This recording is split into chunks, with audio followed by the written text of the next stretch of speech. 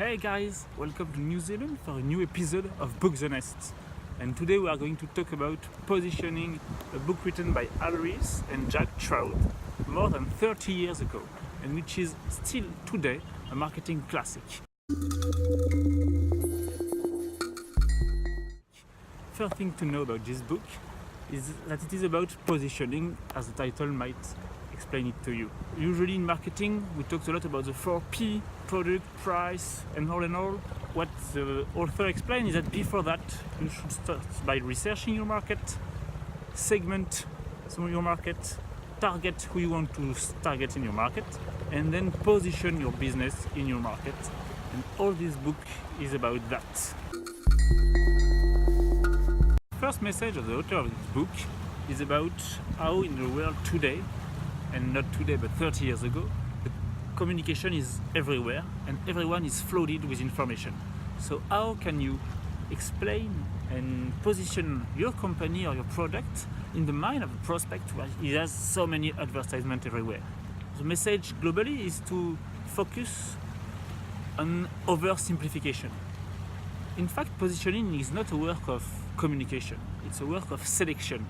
How can you identify what can go through the mind of the prospect, who can stick with it, and only select these ones?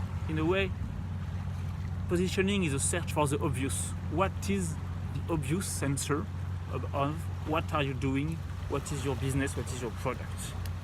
And to be the best at the positioning game, the easiest way is to be first in the mind, to create your category, to create your own position, and to dominate it from the beginning. Because when you start by being first in the mind of the prospect on your category, you will stick with it until you made a mistake. To be first in the mind and to position right, he insists on the importance and the power of the name. A name should be self-explanatory, simple, and not related to what you are from your point of view, but what you are from the prospect point of view.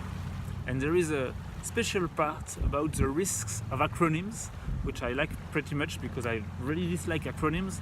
They don't mean anything and they're always ugly.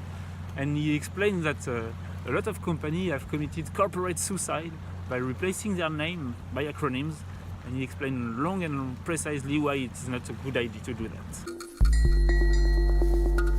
We should position ourselves and our products because in every prospect mind there is categories of products, a lot of different products, cars, Kleenex, diapers, and for each product there is a ladder, which is who is number one, who is number two, who is number three.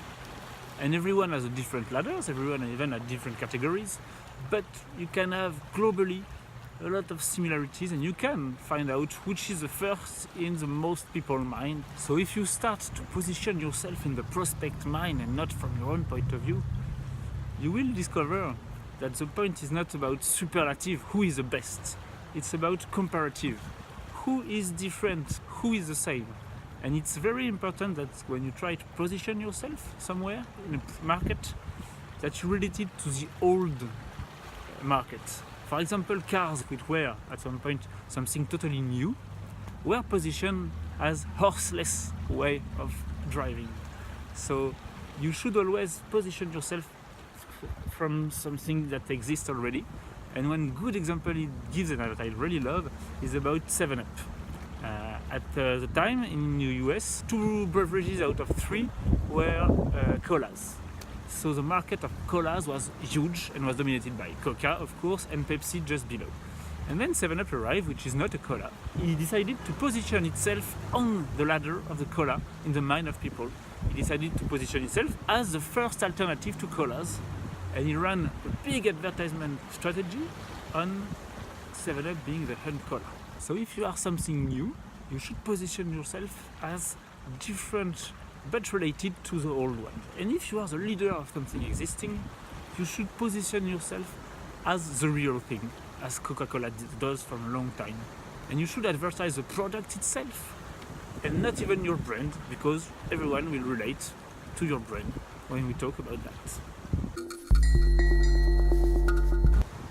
So in a world with a lot of information, people need to understand that they have categories in their mind and ladders in it, and you should position within each category, you should position your product, because positioning is about products and not company. People don't care about companies, they just buy products. You also need to understand that there is a lot of difficulty to switch from a position, and if you start with the first impression in the mind of the prospect as this or this position, you won't change that easier. And so it's important for you to understand that each product should be positioning from the start and stay in this position. And positioning in a way is a long-term commitment. If you have a great product, you need to keep it at it for a long time, and you need to hammering the same theme year after year. And that is also why there is a whole chapter dedicated to the line extension trap.